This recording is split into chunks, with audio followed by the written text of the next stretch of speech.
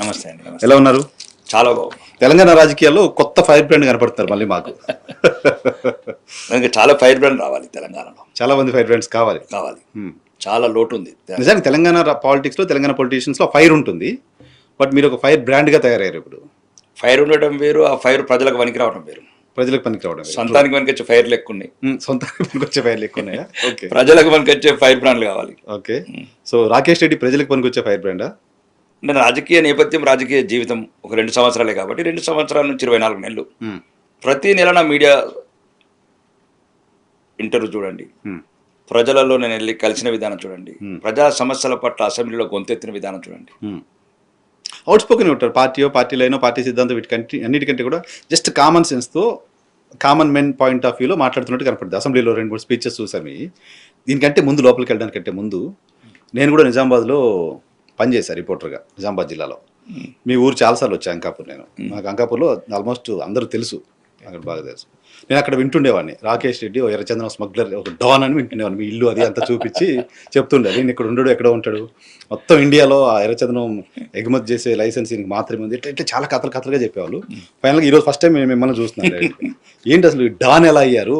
ఆర్మూర్ నుంచి బయటకు వచ్చి అంత పెద్ద ఎత్తున ఎలా ఎదిగారు చెప్పండి ఫస్ట్. నేను డానేం కాలేదు అనుకుంటారు కదా, మిమ్మల్ని అలా పిలుస్తారు కదా, అలా అందరూ ఊహించుకుంటారు. డాన్ కాదు కానీ డాన్లకే డాన్ అనుకుంటారు.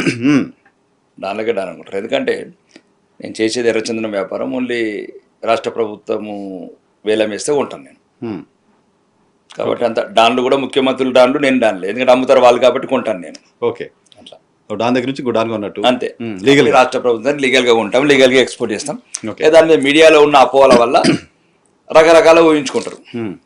అసలు అటు ఎందుకు వెళ్ళారు? మీకు ఆర్మూర్ ప్రాంతానికి పెద్దగా ఎర్రచందనంతో సంబంధం, తెలంగాణకి సంబంధం లేదు కదా. అనుకోని పరిస్థితుల్లో అక్కడ రాయలసీమలో నా ఫ్రెండ్స్ ఉండడం వల్ల, అప్పుడు 96-97 ప్రాంతంలో వెళ్ళడం వల్ల అక్కడ ఉన్న అంటే అలా ఏదైతే రెడ్ షాండర్స్ ఉన్నదో అక్కడ ఉన్న ఉపయోగాలు కావచ్చు, మనకు కొత్త కావచ్చు, కానీ ఆ ప్రాంతంలో అంతా బ్రిటిష్ టైం నుంచి, అంటే అసలు నేచర్ కదా అది. వాళ్ళ ఇండ్లలో కానీ, వాళ్ళ వ్యవసాయ పనిముట్లు కానీ, ఇంటి పనిముట్లు కానీ, ఫర్నిచర్ కానీ అన్నీ ఎర్రచందనమే. వాడు ఎక్కడో ఆదిలాబాద్ ఖానాపూర్కి వచ్చి తీసుకోపోడు కదా, వాడు రాజంపేట పక్కన రాయచోటికి తెచ్చుకుంటాడు తప్ప వాడు ఖానాపూర్ వచ్చే అవసరం లేదు.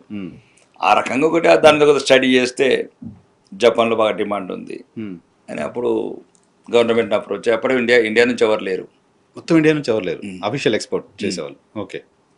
అప్పుడు దానికి సంబంధించిన లైసెన్సులు తీసుకోవటము, ఎక్స్పోర్ట్ లైసెన్స్ తీసుకోవటము, అప్పుడు మార్కెటింగ్కు జపాను, అట్లా స్టడీ టూర్స్కు, మార్కెటింగ్ టూర్స్కు. ఎందుకంటే నాకు అప్పటికే గల్ఫ్ కంట్రీస్తో, సింగపూర్ నుంచి వేరే చిన్న చిన్న వ్యాపారాలు ఉన్నాయి కాబట్టి ఉపయోగపడ్డది అది. ఓకే. ఈ అంకాపూర్ అంటే వ్యవసాయం, అద్భుతమైన వ్యవసాయం గురించి చెప్తారు. అంకాపూర్ అంటే అద్భుతంగా ఎర్రచంద్రాన్ని బయటికి పంపించడం కూడా తెలియదు ఎవరికి. అక్కడ నుంచి ఏదో ఒకటి చేయాలి అంటే, ఏదో ఒక రకంగా మనము ఉదాహరణకి ఏంటంటే మేము చేసేది కూడా గవర్నమెంట్ యాక్షనే కాబట్టి, గవర్నమెంట్ కూడా అది పెద్ద ఫారెస్ట్ ఫెల్లింగ్ ఏం కాదు. స్మగ్లింగ్ అవుతుంటే కాన్ఫిస్కేటెడ్ చేసింది యాక్షన్ చేస్తారు. ఒకసారి కట్ చేసిన తర్వాత ఇంకేం ఉండదు కదా దాంట్లో. బాగా ప్రాఫిటబుల్ బిజినెస్ సార్ అది? ఒకప్పుడు ఉండేది ప్రాఫిటబుల్, ఇప్పుడు లేదా? ఇప్పుడు అంతా లేదు. ఇప్పుడు కూడా మీరు ఒక్కరే?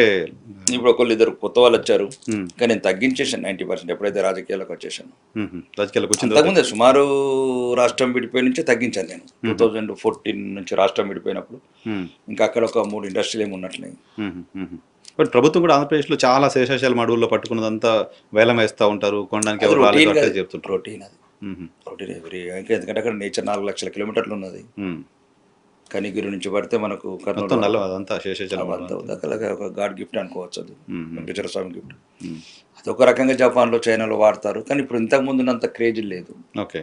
గవర్నమెంట్ కూడా దానికి అంత పెద్ద ఇప్పుడు అంత ప్రాఫిట్ లేదు. బట్ డిమాండ్ అయితే ఉందా? డిమాండే తగ్గింది.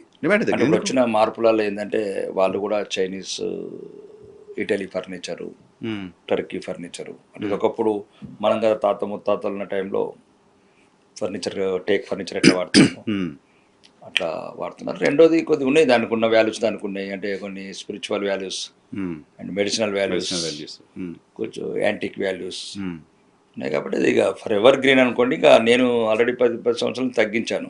సో మీరు అఫీషియల్ పుష్ప అనుకోవచ్చు, అఫీషియల్ పుష్ప మీరు. ఓకే. సో బిజినెస్ ఎన్నెన్ని అనుకోవచ్చు. ఇప్పుడు వెంకటేశ్వర స్వామిని 1000 పేర్లతో పిలుస్తాం. మాకు మీడియా మిత్రులు కానీ ప్రజలు కానీ రకరకాలుగా అనుకుంటారు దాన్ని. మేము ప్రజాస్వామ్యం వచ్చిన తర్వాత ఇంకా శ్రీశ్రీ చెప్పినట్లు నీ వ్యక్తిగతమే నీ సొంతం తప్ప, నువ్వు ఎప్పుడైతే ప్రజా జీవితంలో వచ్చిన తర్వాత ఇవన్నీ స్వీకరించడానికి సిద్ధంగా ఉండాలి. ఓకే, మొత్తం అఫీషియల్ గానే చేశారు తప్ప అన్అఫీషియల్ గా మీరు ఎర్రచందనం స్మగ్లింగ్ చేసింది లేదు? లేదు, చేయడానికి సంబంధించిన అవకాశం కూడా లేదా? అవకాశాలు అంటే ఎర్రచందనం నేను ఇన్ఫాక్ట్ తిరుపతి ప్రాంతంలో కూడా పనిచేశాను నేను. అక్కడ చాలా మంది జస్ట్ ఒక 2 దొంగలు అమ్మితే చాలు 2 లక్షలు 3 లక్షలు వస్తాయి అన్నట్టు చాలా మందిని చూశాను నేను. అట్లా అలా అనేం లేదు. ఇప్పుడు అది కూడా ఎప్పుడు క్రేజ్ ఉండదు. 2009 నుంచి ఒక 5 years ఏమో క్రేజ్ ఉండే అంతే. రొటీన్ కదండి. ఇప్పుడు ఒకటే, ఇప్పుడు పేదరికంలో ఉన్నప్పుడు ఇట్లాంటి పనులు ఉంటాయండి. కరెక్ట్. ఇప్పుడు నువ్వు ఇంజనీరింగ్ చదివిన వాడికి 20,000 ఉద్యోగం ఇస్తావు. వాడి ఇంటి పక్కనే అడవి ఉంది, చెట్టు కొడితే 1,00,000 ఇస్తా అనుకుంటే చెట్టు కొడతాడు. చదువుకొని ఇంజనీరింగ్ చేసి 20 ఏళ్ళు కష్టపడి చదివితే నువ్వు 20,000 ఉద్యోగం ఇచ్చే పరిస్థితులు లేవు. అంటే అలా అని ఉద్యోగం దొరకని వాళ్ళంతా స్మగ్లింగ్ చేయాలని కాదు. కొద్దిగా యూత్ ఆకర్షితం కావటము, లేకపోతే గ్రామీణ ప్రాంతాల్లో ఈజీ మనీ ఒకటే కడుపు కాలినప్పుడు రకరకాల సమస్యలు ఉంటాయి. దాన్ని ఒక రకంగా ఆ రకంగా వాడుకున్నారు. ఇక అది నేచర్. ఇప్పుడు అది ఒక్కటే దగ్గర కాదు కదా. తీసుకున్న దగ్గర ఇసుమ స్మగ్లింగ్ అవుతుంది, మోరం ఉన్న దగ్గర మోరం అవుతుంది, గ్రానైట్ ఉన్న దగ్గర గ్రానైట్ అవుతుంది. రాజకీయ నాయకులు చేసేదంత ఏంటి? రాజకీయ నాయకులు చేసేదంత ఏంటి? ఏం చేస్తున్నారు? గ్రానైట్ క్వారీలు. మరి అసెంబ్లీలో మాట్లాడేది వాళ్ళే కదా. ఇప్పుడు మన ముఖ్యమంత్రి మాట్లాడిండు కదా, హరీష్ రావు, మహేష్ రావు తమ్ముడు నేను సభ కమిటీ ఎత్తున్నారు, 2000 కోట్ల నుంచి దోసుకున్నారు, బ్లాక్ మెయిల్ చేశారు. వీళ్ళంతా లీగల్ ఫ్రేమ్ లో ఉన్నారు. అసలైన దొంగలంతా వీళ్ళు రాజకీయ నాయకులు. మీరు కూడా రాజకీయ నాయకుడే. అవును, తప్పేముంది? నేను కూడా గొంగట్లో దిగుతుంది నన్ను. ఇంకా నేనేం